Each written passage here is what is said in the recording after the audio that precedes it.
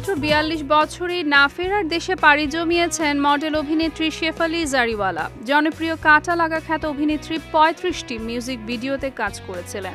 ২০০৪ সালে বলিউডে পা রাখেন মুঝসে শাদি করোগে সিনেমার মধ্যে দিয়ে। তবে ক্যামিওর চরিত্রে বারুদের মতো যেমন জ্বলে উঠেছিলেন, তেমনই উধাও হয়ে গিয়েছিলেন শেফালি তারাবাতির মতো। ২০০২ সালে ইন্ডি পপ গান শুরু হয় টেলিভিশনে। ঝলমলে পোশাকে নাচতে নাচতে এলেন সেই তরুণী। কেউ তাকে চেনেন না তখনও, কিন্তু চিনে নিলেন এক রাতে। নিমেষে ভাইরাল কাঁটা লাগা গানের ভিডিও। পায়ে পায়ে আগুন, গায়ে সেই কাঁটা এসে লাগছে দর্শকদেরও। গোটা ভারত বুধ তার গানের মূর্ছনায়। এই শেফালির গান শুনেই ক্ষুব্ধ হন বলিউডের ভাইজান খ্যাত অভিনেতা সালমান খান। আপত্তি জানিয়েছিলেন ভাইজান। এই গানের নির্মাতা বিনয়কে ফোন করে সালমান বিরক্তি প্রকাশ করেছিলেন।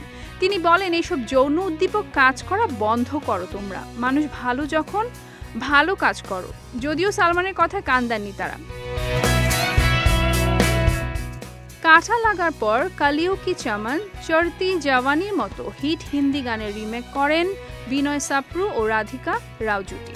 পরে অবশ্য শেফালি সালমানের সঞ্চালনায় বিগ বস ১৩-এ অংশ নেন। সেই সময় শেফালির সঙ্গে সৌজন্যের সম্পর্ক ছিল অভিনেতার।